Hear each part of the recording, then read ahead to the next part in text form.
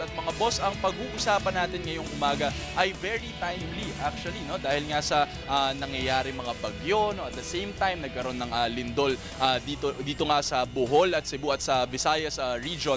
So ngayong umaga ang pag-uusapan natin ay kung ano nga ba yung ginagawa ng pamahalaan at ng mga volunteers na rin, no? Para siguraduhin na nadidetect natin at the same time na ma-manage natin ang tinatawag na risk, no? At hazards dito sa mga kalamidad na ito. So para dyan, makakasama natin ngayong umaga si Professor at Engineer Enrico Paringit, ang Program Leader ng UP Disaster Risk Exposure Assessment for Mitigation or ang UP DREAM. Magandang umaga, Eric. Magandang umaga lang sa lahat ng mga nanonood ng inyong programa.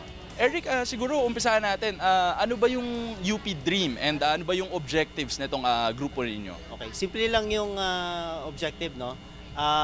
Maraming namamatay sa atin sa baha.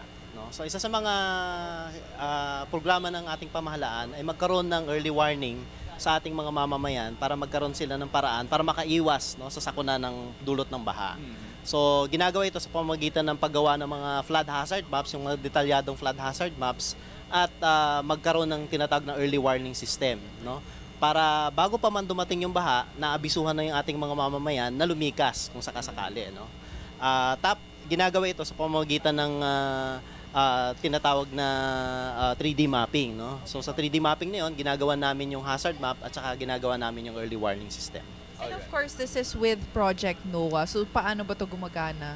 Yes, oo. Yung ang DREAM program kasi ay isang component ng Project NOAA. So kilala natin ang Project NOAA bilang isang website, no, kung saan nakikita natin lahat ng mga information tungkol sa weather, weather forecast, rainfall, water level sa ating mga ilog, no? So kami dito kasi yung Project NOAA nagbibigay naman ng impormasyon sa ating mga mamamayan sa pamamagitan ng websites, ng ating social networks, no?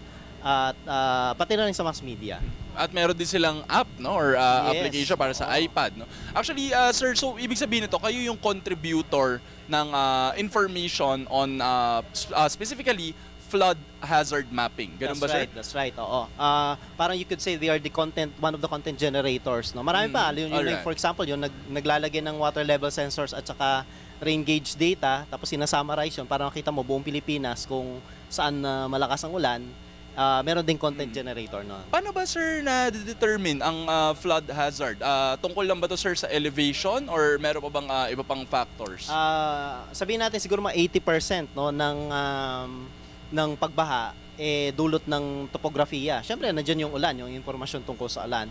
Kaya lang, nakita natin na iba-iba yung level ng pagbaha sa iba-ibang lugar. Hindi ito pare-pareho. Yun nga, ayon sa topografiya. Kaya, dapat detalyehin natin yung paggawa ng mga topographic data para naman yun ang maging sangkap, no? Maging key ingredient natin sa paggawa ng mga flood hazard maps. Okay. And kailan niyo po ba sinimulan tong undertaking na ito? Ano yung naging event you to move? Tapos ano na yung differences na nakikita nyo ngayon pag nagkakaroon tayo ng bagyo? Yes. Sinimulan namin ito actually January of 2012, no? So it's a 2-year program.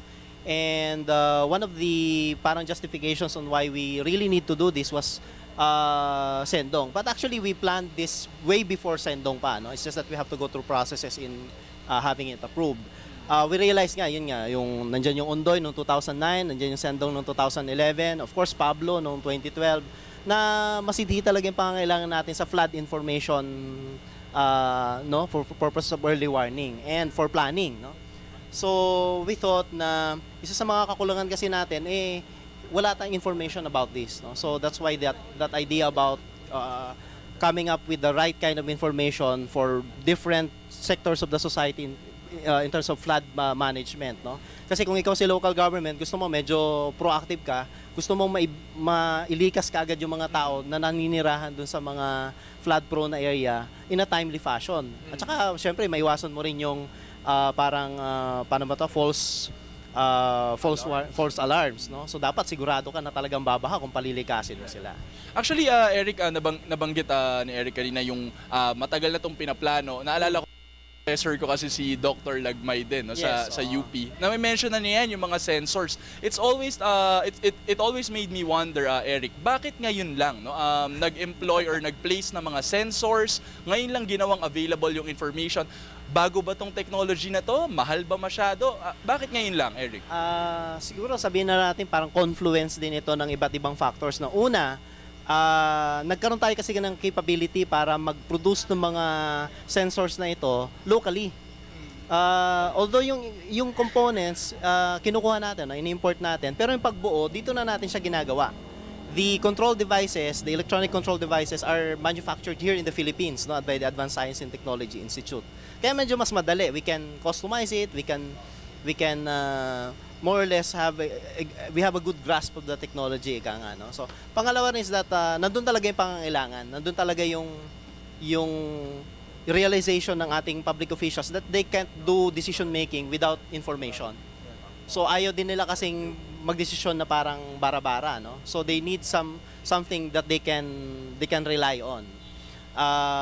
Tapos pangatlo, yun na, nagkaroon ng magandang suporta yung ating pamahalaan to make this happen. Of course, it requires some resources to put these sensors in the field. Nananawagan din pala ako na malaking kinalaman din yung cooperation ng public, no? Like say, for example, pag nakikita kayo ng rain gauge dyan sa daan or ng water levels dun sa tulay, wag po natin itong gagalawin kasi nakakatulong po ito para makapagsalba ng buhay ng tao. Yan. Pag-usapan nga natin na one of the main improvements nga is available na lahat ng information. Yes. So lahat tayo, like, titingnan lang natin yung app, titingnan lang natin yung website, and Yes. we know na yung situation ng ating lugar, Yes. yung situation in the next 3 hours. So bilang mga tao na, we have to take responsibility, diba? So ano ba yung exactly magagawa natin dito sa info na ito? Ano yung dapat natin gawin? What should we take responsibility for? Malaki yung kinalaman nung having the right kind of information before we make a decision, no? Yung pang-araw-araw na lang, for example, bago ba tayo lumabas sa ating bahay, pwede bang tingnan natin itong mga apps na to before we decide, magdadala ba tayo ng payong, magdadala ba tayo ng pananggalang sa ulan, aalis ba tayo in the first place kung malakas na yung ulan, no? Malaking bagay yung meron na tayong prior information bago tayo umaksyon sa isang particular na araw para hindi lahat like hindi parati tayong nasasadlak dun sa mahirap na sitwasyon. Like say for example, we get stuck in the traffic for 3 hours, mahirap 'yon. So, mahalaga na magkaroon ng mga kaparaanan yung ating mga mamamayan. May access sa mga tools and devices na ito. For example, malaking bagay na yun, sulit na meron kayong smartphone. Kasi kaysa naman sa gumastos kayo ng todo-todo, no, sa pagpapa-ospital, hindi kayo makapasok, magkasakit kayo, no. Malaking bagay din yung alam nyo na meron kayong mga masasanggunian, no. Without having to wait for an advisory in the radio stations, on TV, or even sa dyaryo, no? Medyo matagal-tagal pa. Okay, Eric, ito naman para to sa mga estudyante, no, mga college students. Yung madalas silang tinatanong palagi, parang bakit daw ang tagal magdesisyon ng ilang mga local government units or ilang mga offices kapag suspended daw yung classes. Ano, baka pwede mong ipaliwanag, Eric, kung ano nga ba yung factors na tinitignan dito? Okay. Ang alam ko, before 5 o'clock or 5 o'clock in the morning, dapat nakapag-issue na ng order yung ating local government whether they would suspend classes for a particular day. On that day? On that day, Alright. no, 5 o'clock, as early as 5 o'clock. Ang Pag-asa issues an advisory kung may baha every hour. So actually, kahit alas 4, kahit alas 3, makikita na nila yon. And these are all available, itong mga advisories na ito ng Pag-asa are all available already in the public, no. I think the DALG also advised Pag-asa to be more proactive by sending these advisories directly to the local government units. Pero honestly, napansin ko, lately nga, mas bumilis na yung pag-suspend ng mga Comparatively, klase. no? Kasi Compared nung kahit college hindi pa na ako tayo. nag-aaral, tumitingin pa rin ako. Nakikisali pa rin ako. Pero yun nga, like, napansin ko talaga yung improvement dito. And of course, Yes. another thing nga is not just yung sa individual planning of the days, pero Yes. yung mga areas na flood prone, sana hindi na rin tayo maging matigas na ulo, na magtayo pa rin tayo ng mga bahay doon, na doon pa rin tayo, 'di ba? Parang gagawa pa rin tayo ng isang community doon. Ginagawa na ng paraan para matugunan yung pangangailangan na yan. Of course, ang malaking factor yung disaster management o disaster mitigation doon sa pagtugon natin sa pangangailangan ng mga informal settlements, ano. So malaking justification din doon na kailangan nilang umalis. Kasi nga yung informal settlements natin karaniwan sila ay nasa lugar kung saan delikado, di ba? Sila rin Nasa coastal areas, nasa waterways, no? So malaki talaga yung kinalaman ng poverty in disasters. Ngayon, ang ginagawa natin is that we use this flood hazard information to guide our local planners, the engineers, and decision makers. Sino yun dapat na ilikas o sino dapat yung i-relocate, no? Okay. And sinisigurado rin natin na yung kung saan sila marerelocate, hindi rin kasing delikado. Kasi may mga mistakes in the past na we're relocating informal settlers just for the sake of relocating. Right. And we have relocated them in places that are even far more dangerous, no? So ngayon, iniba natin by providing them not only information about where not to build, but also safe places to build. Alright. Actually, Eric, siguro huling mensahe na lang, no, para sa ating mga tagapanood. Baka pwede mo silang imbitahin na mag-cooperate or tumulong dito sa initiative ng UP Dream at ng Project NOAA. Yes, nananawagan po ako sa ating mga listeners, sa mga ating mga viewers, no, at saka sa mga local government units na patuloy po ninyong suportahan yung aming mga activities, no. Kasi malawakan po yung aming ginagawa. We cover about 18 major river basins in the country, no, which represent pretty much about 30% of our population, no. And so sila yung mga intended beneficiaries natin. And we seek the cooperation of our citizens in making sure that our systems, no, our water level sensors, rain gauges are protected, no. Wag sana nilang make sure na walang gagalaw, make sure na hindi po yun mananakaw, no. Kasi yun ang makakapagsalba ng buhay nila kung sakasakali.